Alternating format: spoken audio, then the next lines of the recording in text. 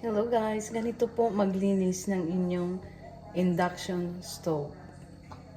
I'll show you how, excuse me. So, since wala pa kaming work, stay home muna. So, maglinis-linis tayo para makapag-exercise din.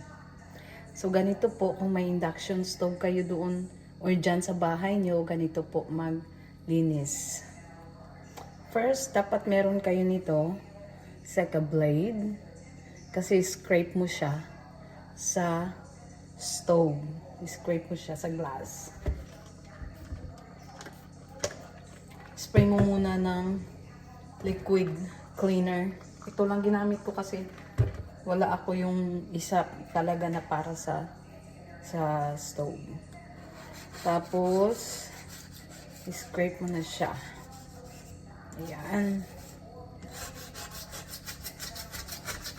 Ingat lang kasi mabaho yung Windex. Glass rin naman kasi ito eh. Ayan.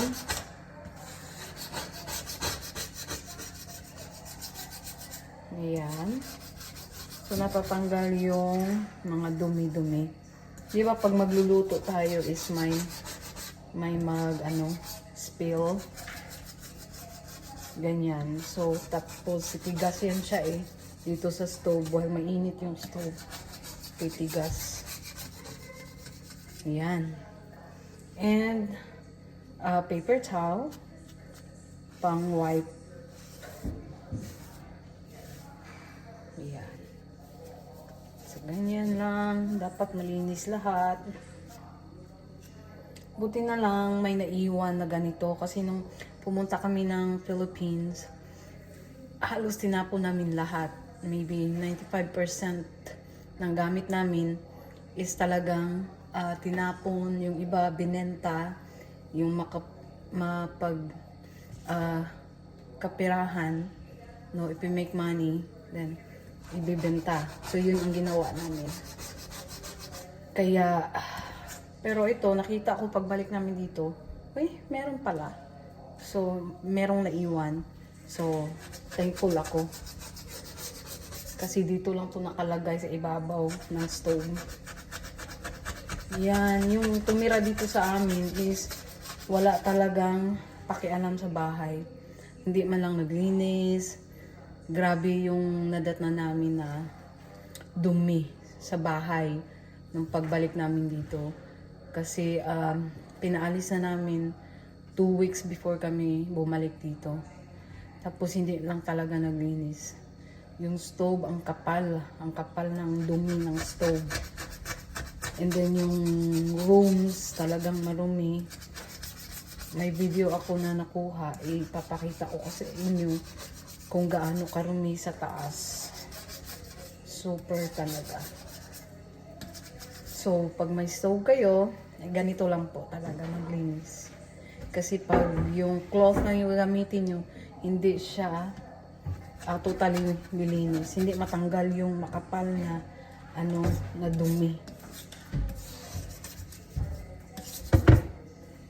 Ay! Ito pala, pinigyan ako ni Dave, oh. Good thing they didn't throw this away. Hindi ko to nakita, guys. Meron pala, oh. So, I don't have to use the Windex. Thank you! Sabi po is cooktop cleaner. Cooktop cleaner. So, ito talaga ang panlinis. Akala ko natapon namin to eh. Yan.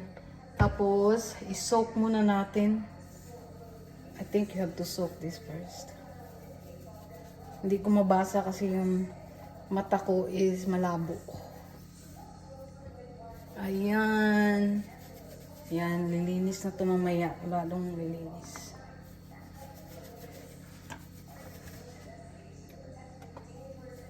Dapat linisan mo rin ito eh kasi yung sa mga spill ng niluluto mo, kakapal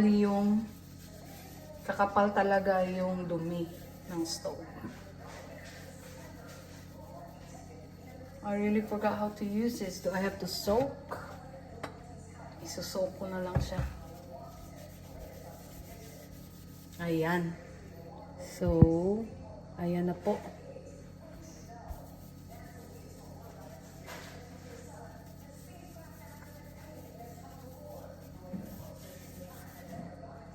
I-try natin.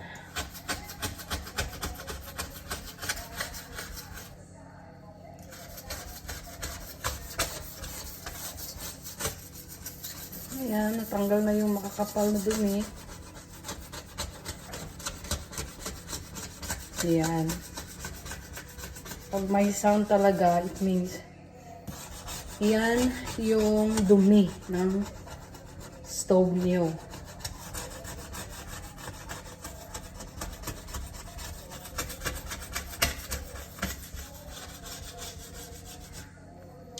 I'll show you later po pag tapos na.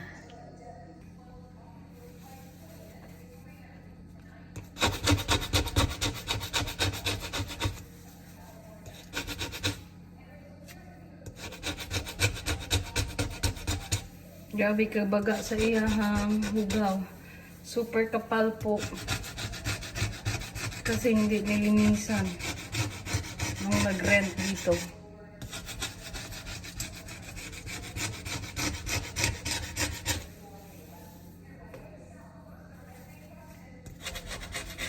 Super kapal.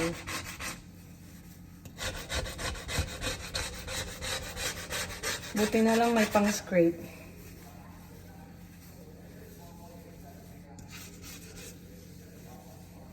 Yung sa harap ang super makapal.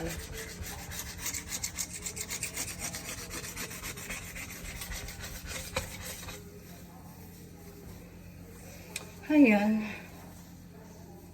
A little bit better. Not perfect.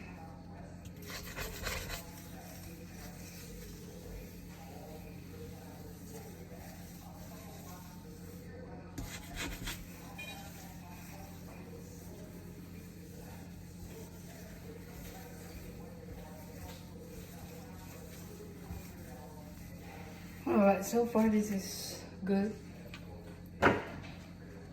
Is pang pakintab ng stove.